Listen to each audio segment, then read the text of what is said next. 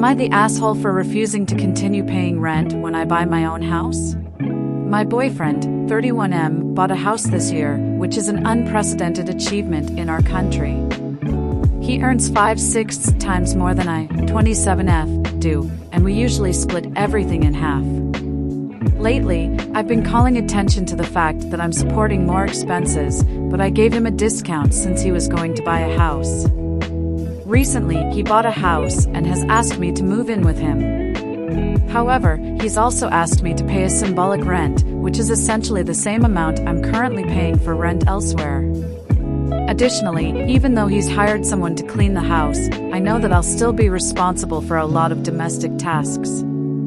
At first, I suggested that I pay for all the utility bills such as electricity, gas, water, and internet, as well as food expenses, but he didn't agree and we had a disagreement about it. Eventually, I agreed with him that it would be simpler to pay a fixed amount instead of splitting the bills and creating any entropy. The discussion has become more intense because I mentioned that I will be able to buy a house by the end of the year. I explained that it wouldn't make sense for me to continue paying him rent if I have my own place. I suggested that we find a solution that works for both of us. However, he thinks he is being overly generous, and he says that I would still be benefiting by paying that amount. Since I've been with him, I've had very high expenses, and I've told him several times that I can't keep up with his lifestyle and that he should support some costs, at least half, because I currently don't have the capacity to handle both expenses. He works very hard to make real money, and from the start of our relationship, I have been the one taking care of the domestic chores, cooking for him, and helping out with grocery shopping. When we go out to eat, we split the bill, and I don't mind doing all this for him because he is amazing.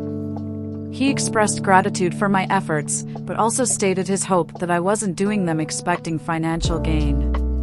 He went on to share his vision for the future, stating his preference for separate accounts and everything being kept separate.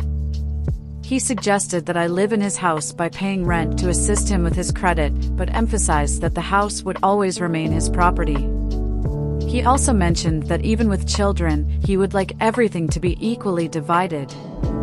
I explained to him that I can't keep up with his lifestyle as I won't earn as much as he does.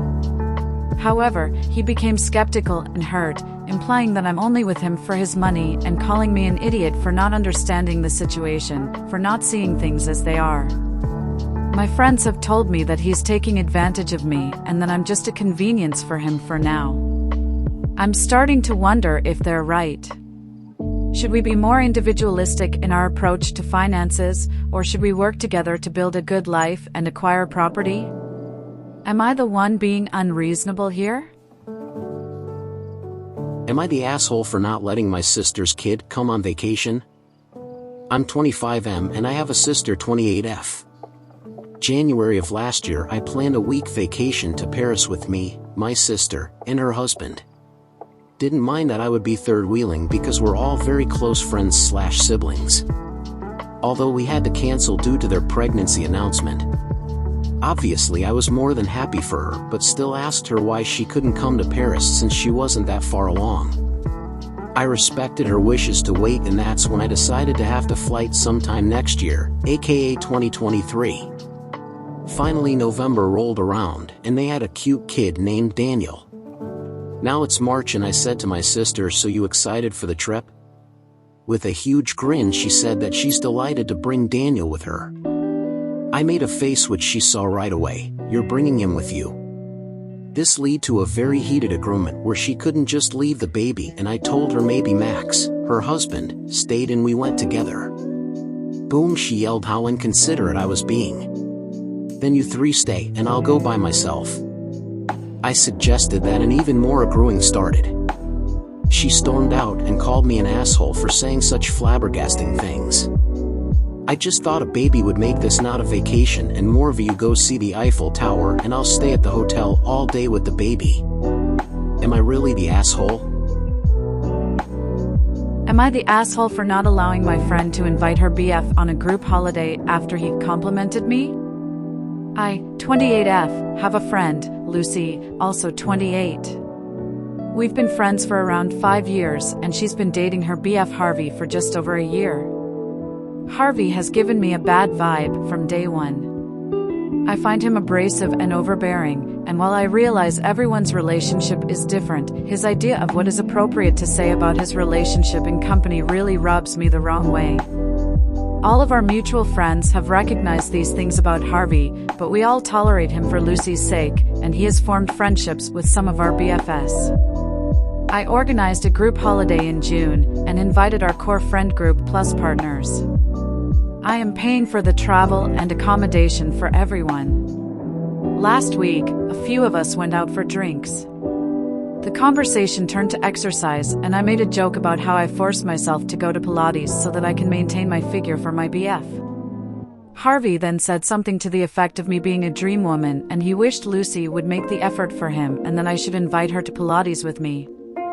He also made an absolutely vile comment about how flexible I must be.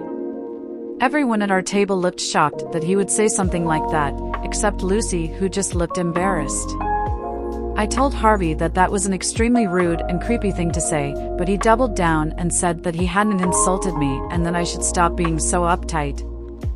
The more I thought about it, the more I felt upset by what Harvey said, and the less I felt comfortable with seeing him in future, and especially with him coming on the trip. I don't like him, but now I feel like I'll have to hyper-conscious of his behavior. It might be a slight overreaction, and maybe he didn't mean anything by it, but now even when I think of him I just feel slimy. My BF said I shouldn't have to have someone staying with me that creeps me out, and ultimately I agreed, so I called Lucy and said I would really prefer if Harvey didn't come on the trip in light of the way he'd behaved when I last saw him. Lucy said I was overreacting to what Harvey said, it was a compliment, and in any case it was just the alcohol talking. She said if he didn't go she wouldn't be able to go either, and then I just wanted excuse to exclude him because I'd never liked him and was always judging him. I wasn't budging, and once she realized, she hung up. She has now gone and told everyone in the group that I won't allow him to come, and it's split the group pretty evenly. Some of our friends think it's fair that I don't want him there since I am paying for the trip, while others think it's a bit heavy-handed since it will mean Lucy can't go on the trip either, and if she's not offended by what he said I shouldn't be either. My boyfriend is really not keen on Harvey coming because they don't have the best relationship, but says if it's that important that Lucy comes then I should probably just give in. Am I the asshole for telling my wife she cannot use my kids to fulfill her wish? I, 40M, am married to Claire, 39F. I have 2 children with my late wife who are 15 and 16. Claire has a grown son in his 20s. My late wife was Maggie and I still love her and always will. She passed when our kids were 2 and 3 years old. We had talked about the possibility of it happening because she had a job where she put herself at risk to help others.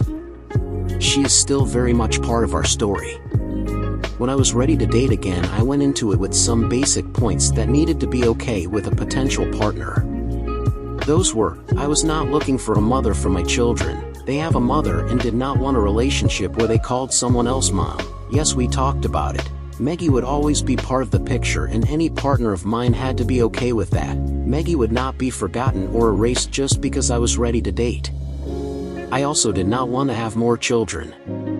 When Claire and I met, she told me all of that was good with her because she had a grown son and did not want to start over, and she respected that I still loved my late wife.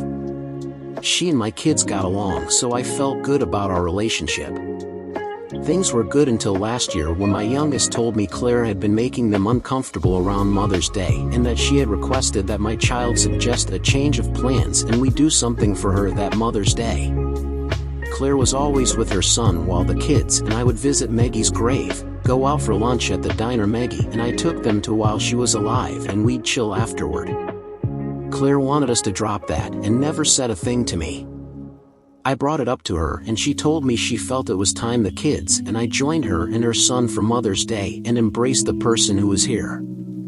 I told her she was celebrating with her son while my kids and I were remembering and honoring their mom. She was very closed off and I told her we needed to speak to a therapist because I could see there was more going on. It's taken this long, but from February she has been opening up and saying how she does want my kids to view her as a mother and how she isn't okay with how things are with them seeing her as family but not a parent, and with how much Maggie is still part of things. She also admitted her relationship with her son is not what she has pretended it to be, and how she wanted a chance to have a closer adult relationship with my kids and to be the mom of an adult she always thought she would be. I told her she could not use my kids to fulfill her wish when they are not wanting to be part of that. She told me if I loved her I would encourage them to at least try, and that I said that to her in a very dismissive way. She told me I was being rude for the sake of rude. Though the therapist agreed with me, Claire is still hurt about what I said. Am I the asshole?